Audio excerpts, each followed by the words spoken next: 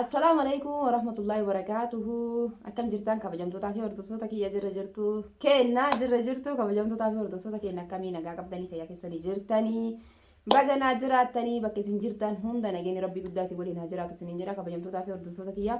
Wallahi dhugaa rabbii dubbachuudhaaf hedduu takkan isinirraa bade inshallah ka'eenimaaf isinirraa bade waan isinirraa badeefis ka isinii ibsu tahaa jechuudha obsaan eeggadhaa maaliif sa'aadaan maal taatee maaltu si mudatee maaliif viidiyoon nuuf hin dalane maaliif meeshaa gad nuun dhiifne jettanii nagaafachuu jirtanii jechuudha gara keessaatiin inshallah ka'eenimaa fi du'aayii godhaa akkuma duraan du'aayii naa gootanii na jajjabeessitanii bakka tanaan nageettanitti ammallee du'aayii naa godhaa na jajjabeessaa isiniin jedha. Akkasii kabajamtootaa fi hordoftoota kiyyaa ka'eenimaaf isinirraa bade malee hamtuu biraatiif isinirraa hin banne jechuudha inshallah. Warroonni meeshaa ajajattanii na biraa qabdanis akkasumatti jechuudha meeshaan keessan kaa xumuramee jirus ni jira inshallah viidiyoo waraabee akka gadi isinii dhiisu ta'a jechuudha. Maalin isiniin jedhare ka'eenimaaf isinirraa bade haa jennu ka'eenimaaf isinirraa bade hamtuu biraatiif hin banne waan isinirraa badeef waan na mudates waan maraayyuu inshallah fuulduratti kan isinii ibsu ta'a jechuudha. Akkasii kabajamtootaa fi hordoftoota kiyyaa akkuma argitan har'aan tana keessummaa haaraa qabadhee isinii dhiyaadhee jira jechuudha. Keessummaan haaroonni tuni eenyu maali jechuun keessaniin oolu gaafee isinitti akka ta'u ni beeka. Akkasitti asumaanuu salaamata gaafattee kan isinii wal bartu ta'a jechuudha kabajamtootaa fi hordoftoota kiyyaa. Isiin tuni asii miti lafa dheeraa irraa dhugaa rabbii duraan hordoftuutii turte jechuudha. Hordofuu turte lafa dheeraa irraa kaate sa'aadaa si arguu barbaada si yaadee jira viidiyoo irratti hedduu takkan si hordofaa hedduu takkan si jaaladha si kabajaa naan jette anillee akkasuma hedduu takkan si jaaladha hedduu takkan si kabajaa.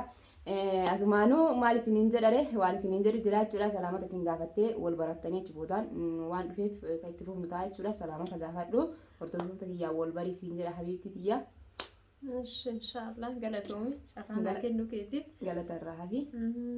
Assalaamu alaikum warahmatullahi wabarakaatu jirtu hordoftoota fi kabajamtoota sa'aadaatu kenna jedhiitu walitti qabi walumatti qabna hordoftoota kenna ta'e kenna hordoftoota kenna kabajamtoota kenna jaalatamtoota kenna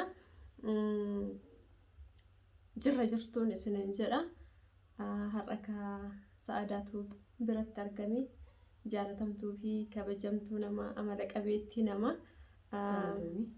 isiniin jedha akkam jirtan isinillee biizii mataa ta'e isinirraa baddisamuun anillee hordoftuu isiiti akkasiin isiniin jedha obboleeyyan kenna.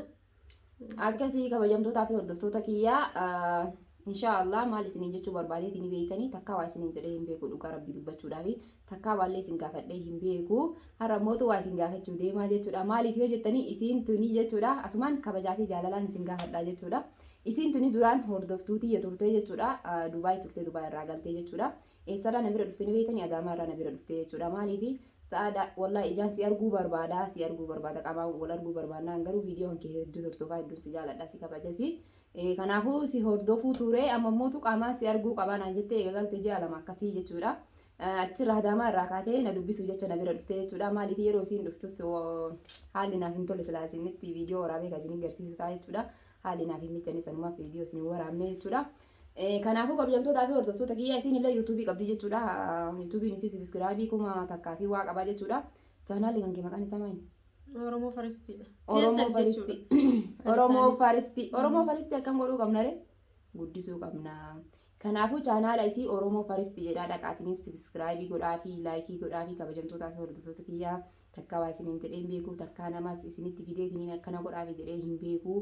Kanaafuu isinoo maal gochuu qabdarree nama amma haara lafarraa dhufaa jiru kana dirqama jajjabeessuu qabna. Anillee yaani guddadhee isii ol ta'ee jechuu osoo hin taane haa ta'u kan namni haguma duraa duuba jiru sanni beeytanii miree kanaafuu dhaqaatiniin Oromoo Faristii sabiskiraayib godhaa fi laayikii godhaa fi yaada qabdan koomandii jalatti barreessaa fi jajjabeessaa walaa jajjabeessinuu wal jajjabeessuu aadaa haa godhannu mee saba biraa laala sabni biraa nama xixiqqaa lafarraa dhufaa jiru kan sirriitti wal jajjabeessaa jechuudha nuti garuu Oromoon wallaahi ni ulfaata dhugaa rabbii dubbachuudhaaf maal isiniin jechuu barbaadanii beeytanii ani muudannoo hedduun na mudate jechuudha yeroo yuutuubii kana eegalu maaliif yoo jettanii yeroo jalqaba yuutuubii banadhee eegalu namoota hedduu jira jechuudha warroonni xiqqoo isiin irraa wannaadhaan dubbachuullee hin barbaadu baay'ee keessa deeme kanaafuu iyyuu namni yoo wal jajjabeesse bareeda walaa jajjabeessinuu wal jajjabeessuu aadaa godhannu nuti Oromoo wal cinaa haa dhaabannu saba biraa hin qabnu jechuudha kan nu cinaa dhaabbatee nu jajjabeessee waan hundaanuu nu jajjabeessu jechuudha nuti Oromoon ufiif wal jajjabeessinee ufiif hamilee waliif taanaa jechuudha kanaafuu isiin tuni haarayaa nama haarayaa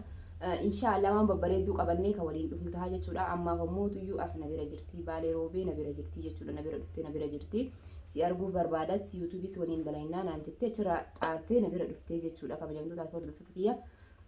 Takka waa isiniin jedhee hin beeku. Yuutuubii isii dhaqaatiniin ammallee irra deddeebi'ee isinitti himaa. Dhaqaatiniin sabiskiraabii godhaa fi laayikii godhaa fi jajjabeessaa walaa jajjabeessinuu isiniin jedha. Wanti biraa wanti isiniin jedhu maa inni mee jedhati maqaa keetis himii fi daawwattoota kiyya kanaan wal barattaa jechuudha. Inshaallah.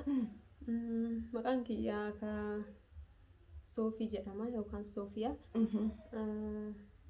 Akkasii ka hordoftoota kee maashaallah anillee hordoftootaatii jaruma wajjiniin hordoftoonni kee wallahi baay'ee nama kabajuu baay'ee namatti tolanii yaadni isaan nama barreessa koomentiiwwan babbareedduu wanta nama jajjabeessitu jechuudha. Wallahi galatoomaa jedhanii asumaan.